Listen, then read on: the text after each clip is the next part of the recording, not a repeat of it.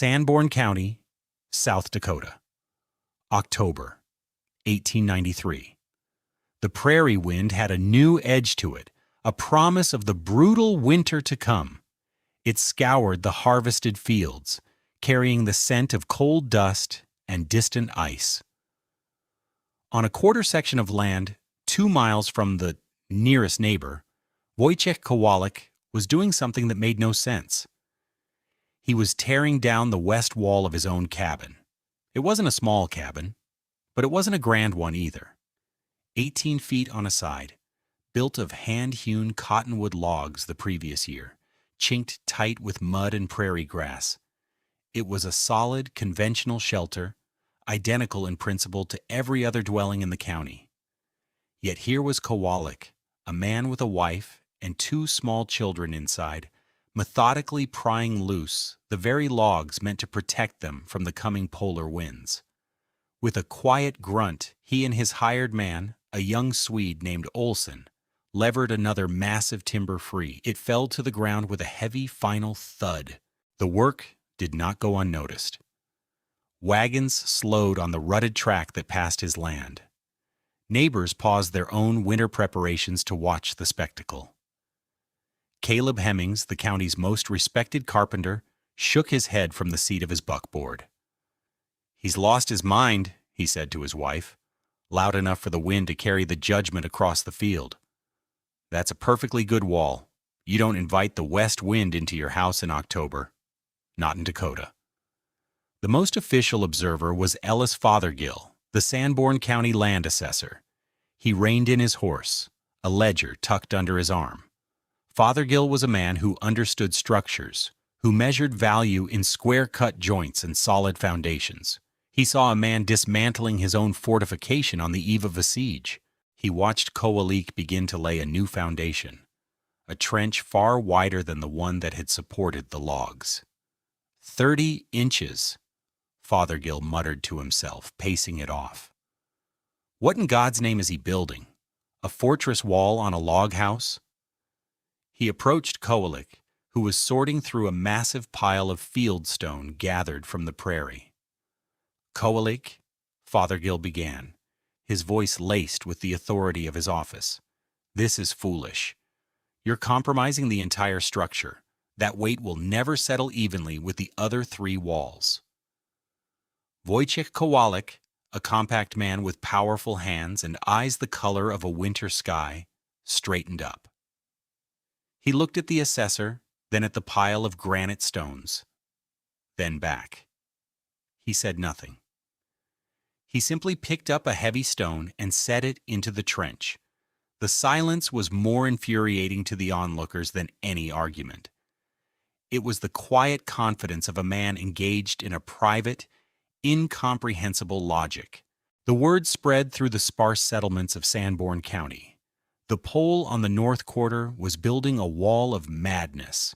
What did this Polish fieldstone mason, this immigrant from the Tatra mountains, understand about thermal physics that the experienced prairie builders, the men who had fought and survived Dakota winters their whole lives, had so completely missed? This story is about more than just a wall. It's about a different way of seeing the world, a form of wisdom carried across an ocean that turned a brutal enemy into a powerful ally. I promise you, by the end of this, you will understand a fundamental principle of warmth and survival that is as relevant today as it was in 1893. So if you appreciate stories of ingenuity and hard-won knowledge, consider subscribing. And let us know in the comments, what's the most unconventional solution you've ever seen work? Wojciech Kowalik was not a farmer. He was not a carpenter. He was not, in the Dakota sense, a frontiersman. He was a Goral, a man whose people had lived for centuries in the Podhale region of the Tatra Mountains in southern Poland. His hands did not know the feel of a plow handle or the fine art of a dovetail joint. His hands knew stone. They knew the heft of granite, the sharp cleavage of schist, the gritty texture of sandstone. They knew how to read a stone's grain, how to place it, so its weight became a strength, not a liability. His father and his father's father had built houses, churches, and retaining walls from the rock of the mountainsides, structures that stood against wind and snow for generations. They worked with kilns, river stone, and massive foundation blocks, understanding that rock possessed a kind of life, a slow breath of its own. He had come to America with his wife Zofia and their two children, Jan and Anna, drawn by the promise of land. The posters in Chicago, printed by the railroad companies, showed fields of golden wheat under a benevolent sun. They did not show the winter. Their first winter on the prairie, the winter of 1892 to 93, was a brutal education. They lived in the log cabin Wojciech had built, according to the local custom, a structure that felt sturdy in August but became a sieve in January. The relentless west wind, with nothing to stop it for 1,000 miles, drove the cold through every crack and chink. The logs, though thick, held no warmth. An hour after the stove fire died down, the cabin was as cold as the air outside. That winter was a litany of small, sharp miseries that etched themselves into Wojciech's memory. He remembered a neighbor, Mrs. Brandt, telling Zofia how the iron crank on her butter churn had sheared clean off on the first turn one morning, the metal made as brittle as glass by the cold. He remembered visiting Pastor Davies, a man of unshakable faith, who showed him the church's baptismal register. The ink had frozen solid in the pot, and when he'd tried to write the name of a newborn, the nib had scratched a dry, empty line in the paper mid-name. But the image that haunted him most was from his own home. A heavy wool overcoat, a fine garment Zofia had carefully packed from the old country, hung on a peg by the door. One morning, as a gust of wind shot through the poorly sealed doorframe, the coat, frozen stiff, cracked audibly at the shoulder. It didn't tear, it broke, like a piece of dried leather.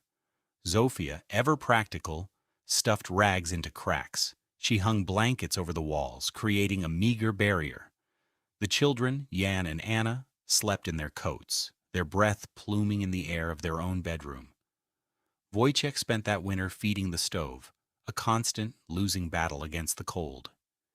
He burned through his woodpile by February and was forced to buy more at an exorbitant price from Silas Blackwood at the general store. He was not just losing comfort, he was losing the slim financial margin that separated survival from failure. As he sat by the stove, feeling the warmth on his face and the icy draft on his back, his mind returned to the mountains. He thought of the stone houses of his village, houses with walls 3 feet thick that faced the wind but held the sun. He knew the problem wasn't the cold. The problem was the cabin. It was a wooden box, fighting the winter and losing. It was trying to hold a small fire against an ocean of cold. It needed to do more. It needed to hold the sun. The failure of the conventional log cabin on the northern prairie was not a failure of craftsmanship. Caleb Hemmings and men like him were excellent builders. The joints were tight. The logs were sound. The failure was one of physics. A standard Dakota cabin was an exercise in air trapping. The logs themselves, once dried, were decent insulators. The chinking, if well maintained, blocked the most obvious drafts. But the entire system was designed to do one thing: slow the escape of heat generated inside the cabin by the wood stove. It was a fundamentally defensive posture. The primary antagonist was the wind. The west wind, in particular, was a relentless thief of heat. It moved across the featureless plains at a constant 30 miles per hour, sometimes gusting to 50. This wind didn't just feel cold. It actively stripped warmth away through a process called convection. Every square foot of the west-facing wall was a battleground. The wind sucked BTUs, British thermal units, the currency of heat, right out of the wood. A log wall, for all its bulk, has relatively low thermal mass. It cannot store a significant amount of heat. When the stove was roaring, the interior surface of the logs would feel warm, but the heat had no depth. It was a thin veneer of comfort. The moment the fire died down, the heat stored in the logs dissipated into the cold night air within minutes. The cabin's temperature would plummet, chasing the outside temperature down towards 30, 40, even 50 degrees below zero. This created a life of constant, exhausting labor for the inhabitants. Families like the Hemmings, who lived a few miles east of the Kowaliks, spent their winters in a state of siege. From November to March, someone always had to be awake to feed the stove. Children were bundled in layers indoors. Water barrels froze solid, even feet from the fire.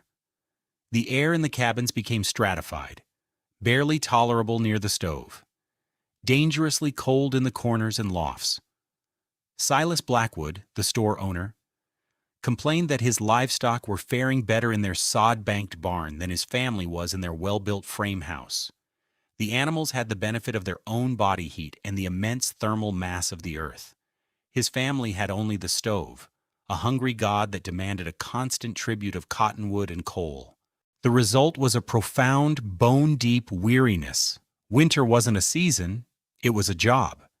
The endless chopping and hauling of wood, the constant fear of the fire going out, the nagging coughs of children who were never truly warm, it was a physical and psychological drain. The prairie pioneers were strong, but the physics of heat loss were stronger. They were fighting a war of attrition against thermodynamics, and they were paying for it with their fuel, their health, and their peace of mind. Wojciech saw this all around him. He saw the grim acceptance on his neighbors' faces. They saw the Dakota winter as an unbeatable foe, something to be endured, not defeated. He saw it differently. He saw it as a problem of design, a failure to use the one free resource the prairie offered in abundance, even in the depths of winter: the sun. The work began in late September. Wojciech tore down the west wall of his cabin with a grim determination that baffled his neighbors. He saved the logs, stacking them neatly. They would become part of a new woodshed. Then he dug. He excavated a trench 30 inches wide and 4 feet deep along the entire 18-foot length of the cabin's western exposure. He filled it with the largest, flattest stones he could find, locking them together without mortar, a technique he'd learned as a boy for foundations that needed to shift with the freeze-thaw cycle. This was where his plan diverged most sharply from local practice. At the southwest corner, where the afternoon sun would be most intense, he extended the foundation, creating a buttress that folded back along the south wall for 6 feet. It looked like a clumsy, unnecessary addition, but in his mind, it was a crucial part of the engine he was building. The material was all around him. For centuries, glaciers had scraped the land clean, leaving behind a bounty of granite fieldstone. To the farmers, these stones were a nuisance, something to be cleared from fields and piled into useless heaps. To Wojciech, they were bricks. He and Olsen spent weeks with a horse-drawn stone boat, hauling hundreds of them, ranging in size from a loaf of bread to a small pig. He sorted them by size and shape, his hands moving with an innate understanding of their geometry. He began to build. The outer and inner faces of the wall were made of the most regular stones, carefully chosen and fitted together in a dry stack. This was the slow, patient work of a master mason. Each stone was placed, tested, and sometimes recut with a hammer and chisel to achieve a near-perfect fit. But the magic, the core of his thermal engine, was inside. The 10-inch cavity between the inner and outer stone faces was filled with smaller, irregular stones, rubble, and a thick slurry of lime and sand. This wasn't structural mortar. It was a dense, monolithic core designed to bind the stones into a single massive unit, a wall 30 inches thick, 18 feet long, and 10 feet high. It was over 35 tons of solid rock, resting where a few hundred pounds of cottonwood logs had stood before. Ellis Fothergill returned in mid-October, his skepticism now hardened into professional concern. He stood back, eyeing the joint where the massive stone wall met the log walls on the north and south. He saw an impossible marriage of materials. "Kowalik," he said, his tone leaving no room for debate. "I'm making a note in the county assessment. This is a structural mismatch of the highest order. Stone and wood expand and contract at different rates. That wall weighs 35 tons. The rest of your cabin weighs maybe 5. When the spring thaw comes and the ground heaves, that stone wall will stay put, and your log structure will twist around it. I predict your ridgepole will warp, if not snap. Your roof will collapse." He made a formal note in his ledger. It was more than a criticism. It was an official citation, a documented prediction of failure. Zofia watched from the doorway, her expression a mixture of anxiety and trust. "He says the house will break, Wojciech," she said quietly in Polish. Wojciech wiped sweat from his brow with the back of a dusty forearm. He looked at the towering wall of stone, gray and solid under the autumn sun. He looked at Fothergill, who was already mounting his horse, a man satisfied with his own grim forecast. Then he looked at his wife. "The house will not break," he said, his voice calm and low. "This wall is the anchor. It will hold the house, and it will hold the sun." He turned and picked up another stone. The mockery of his neighbors lasted for a few weeks. The validation would last for a lifetime. To understand what Wojciech Kowalik had built, you have to understand the difference between insulation and thermal mass. The log cabins of his neighbors were insulators. Wood is a good insulator. It resists the transfer of heat. A thick wool blanket is an insulator. It doesn't create warmth. It just slows down the rate at which your body heat escapes. This is why, when the fire in a log cabin goes out, the cabin gets cold. The source of heat is gone, and the insulation can only delay, not prevent, the inevitable equilibrium with the freezing temperatures outside. Wojciech's wall was not primarily an insulator. It was a battery. It was an immense block of thermal mass. Thermal mass is the ability of a material to absorb, store, and release heat energy. A dense, heavy material like granite has a very high thermal mass. A light material like wood has a low one. The fieldstone Wojciech used, mostly granite, weighed about 155 pounds per cubic foot. His 30-inch thick wall contained an enormous amount of mass, and mass is a reservoir for heat. The engine was powered by the sun. Even on the coldest, clearest winter days, the sun bombards the earth with energy. On the South Dakota prairie, the low angle of the winter sun means that vertical surfaces, especially those facing south and west, receive a surprising amount of solar radiation. Wojciech had calculated this, not with charts and figures, but with the inherited knowledge of his trade. He knew that the most valuable sun was the afternoon sun. From roughly 3 p.m. to 6 p.m., even as the air temperature plunged, the west-facing side of his cabin would be bathed in direct sunlight. This solar energy, measured in BTUs, would strike the dark, rough surface of the fieldstone. Here the physics became beautifully simple. The stone wall began to drink the heat. A log wall would have warmed on the surface, but its low mass meant it couldn't store much of that energy. The stone wall was different. The heat from the sun soaked into the rock, traveling slowly from the outer face towards the interior. For 3 hours, the wall charged itself with solar energy, up to 2,400 BTUs per square foot per day. In total, that massive west wall, with its buttressed corner, could absorb and store over 12,000 BTUs for every linear foot of its length. It was a colossal thermal savings account. As the sun set and the temperature of the outside air plummeted towards minus 40 degrees Fahrenheit, the second phase began. The flow of heat reversed. The outer surface of the stone wall now colder than the mass behind it, began to radiate its stored warmth back out into the night. But because the heat had penetrated so deeply, the majority of the energy flowed in the path of least resistance, inward, into the living space of the cabin. For 6, 7, even 8 hours after sunset, the 30-inch stone wall gently released its stored solar energy, becoming a massive, silent radiator. And there was a bonus.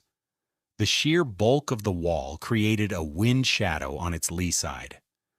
The relentless 30-mile-per-hour west wind, which created a wind chill factor of minus 52 degrees Fahrenheit, slammed into the stone and was forced up and over the cabin.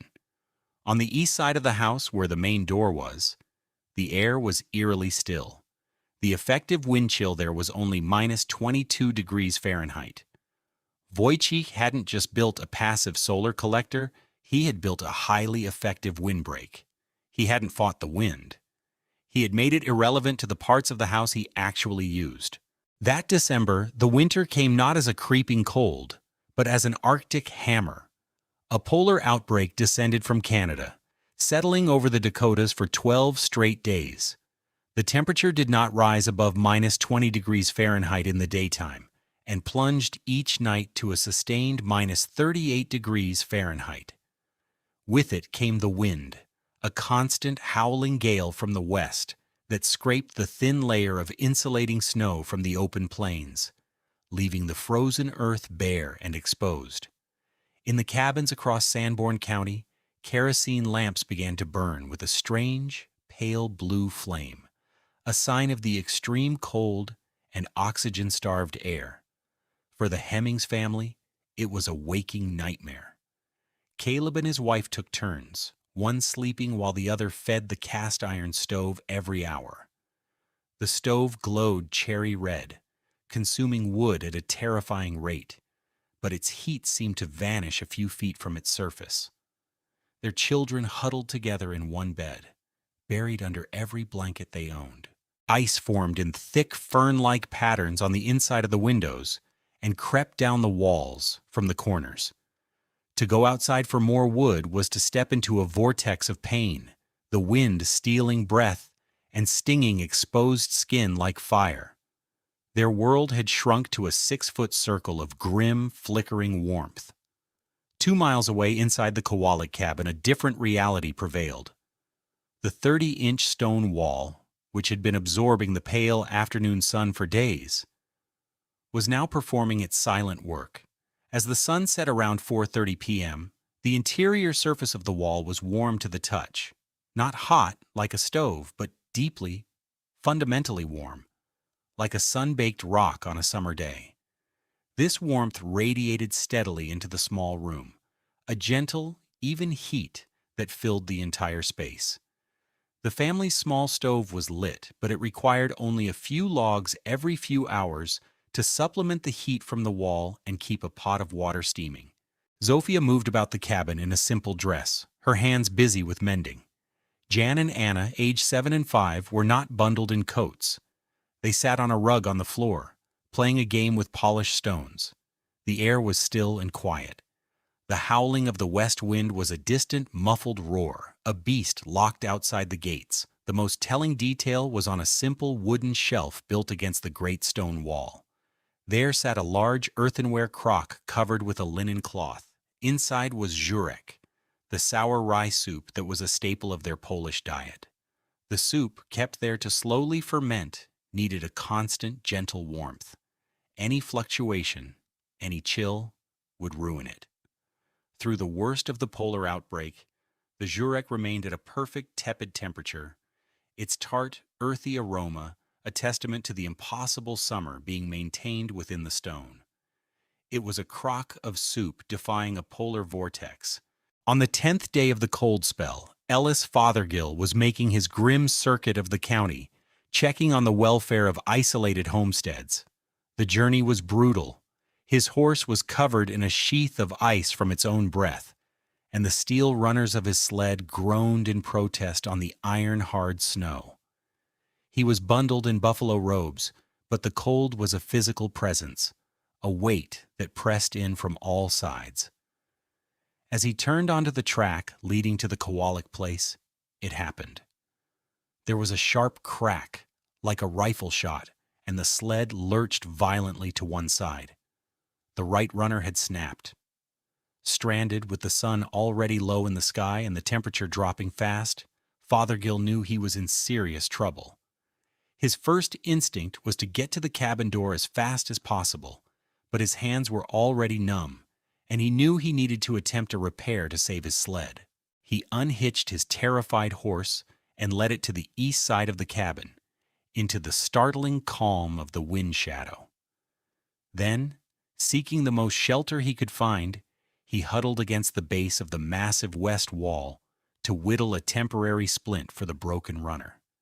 He leaned his back against the stone, expecting the brutal, heat-sucking cold of rock at 30 below. What he felt sent a jolt of confusion through him.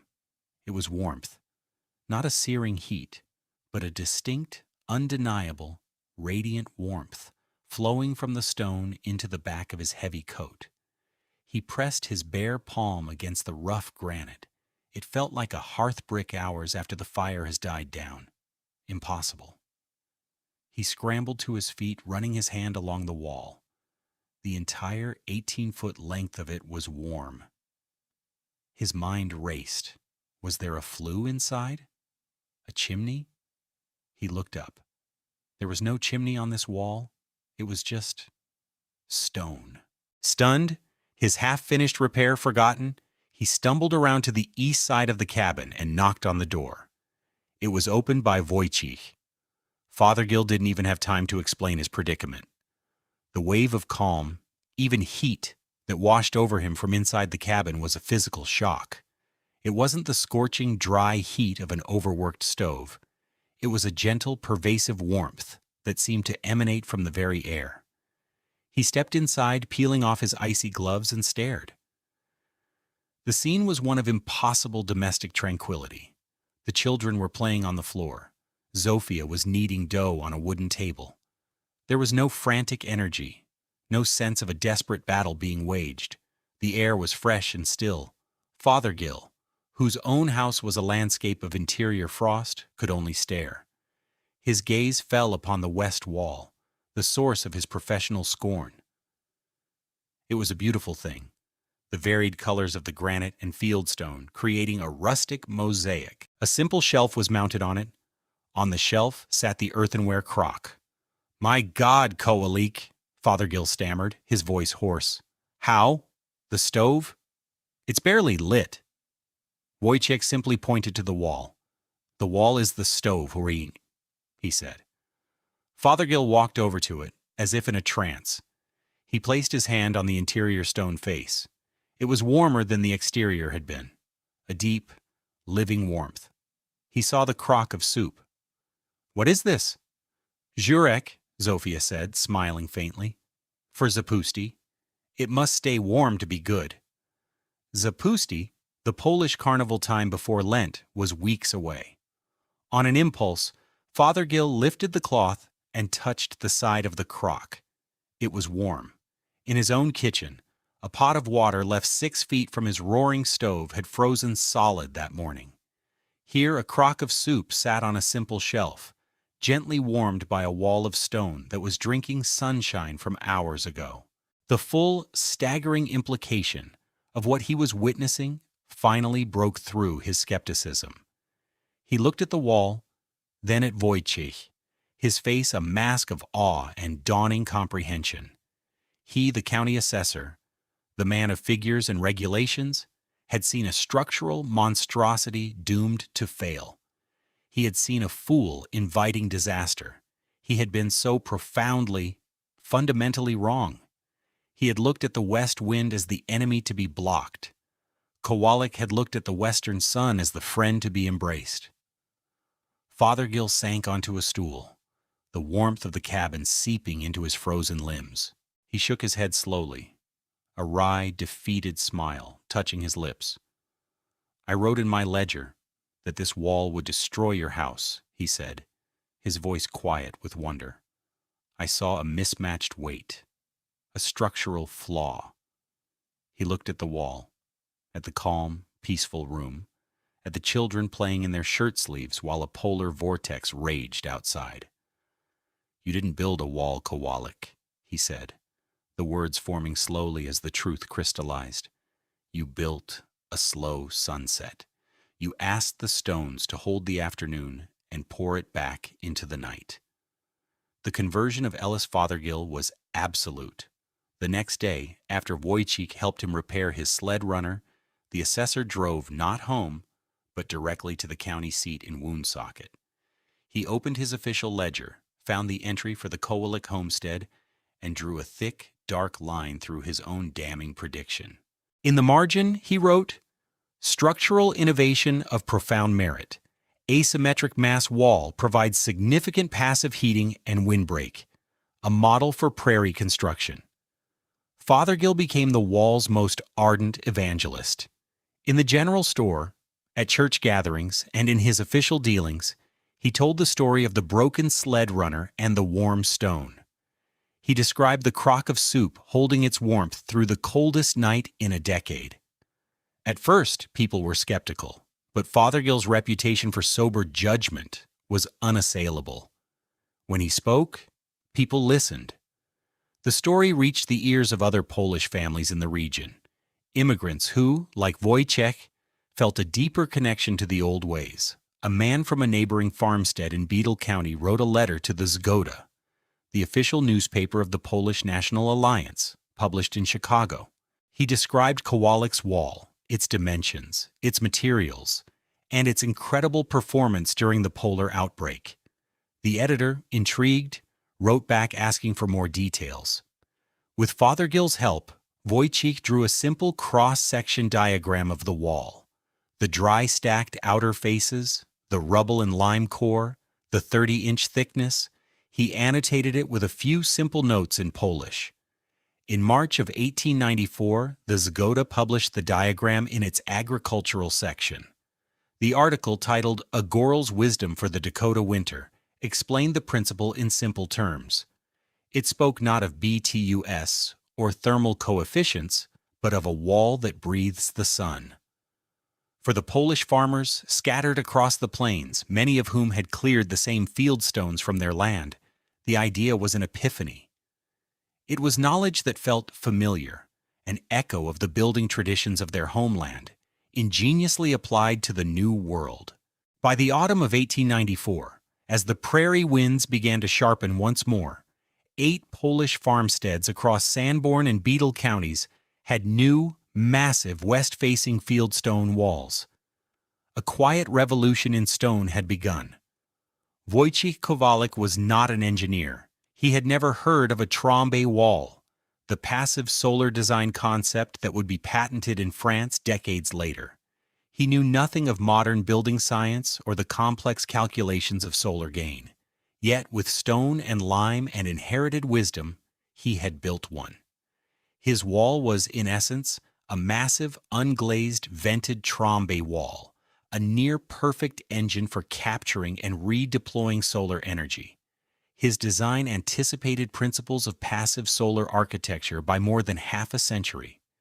It was a solution so perfectly fitted to its environment, using free, abundant local materials to capture a free, abundant source of energy, that modern sustainable design could hardly improve upon its core logic. He demonstrated a principle that architects and engineers would later prove with complex formulas. The most elegant solution is often the one that works with the forces of nature, not against them. There is a lesson in the stone wall of Wojciech Kowalik that goes beyond architecture. The Dakota frontier was a place that valued a specific kind of knowledge, the knowledge of the axe, the plow, and the rifle. It was a practical, hard-won expertise that respected convention because convention was what had allowed people to survive. But the prairie, in its unforgiving honesty, did not ultimately reward convention. It rewarded what worked. Wojciech's neighbors saw a man violating the sacred rules of construction. They saw a wall built against the wind, and they knew it was the wrong kind of wall, too heavy and mismatched. They couldn't see that the wall wasn't truly aimed at the wind at all. It was aimed at the sun. Wojciech didn't build a wall against the wind. He asked the west stones to drink the afternoon sun and pour it back through the night. He saw not a battle to be won, but a rhythm to be joined, a partnership to be made between the mass of the ancient earth and the fire of a distant star. And in that quiet understanding, his family found summer in the heart of a Dakota winter. Thank you for joining us for this story of frontier ingenuity. If you found this glimpse into the past valuable, please consider liking this video and subscribing to our channel for more stories of forgotten wisdom. We invite you to share your thoughts in the comments below. This video presents historically inspired reconstructions for educational and storytelling purposes.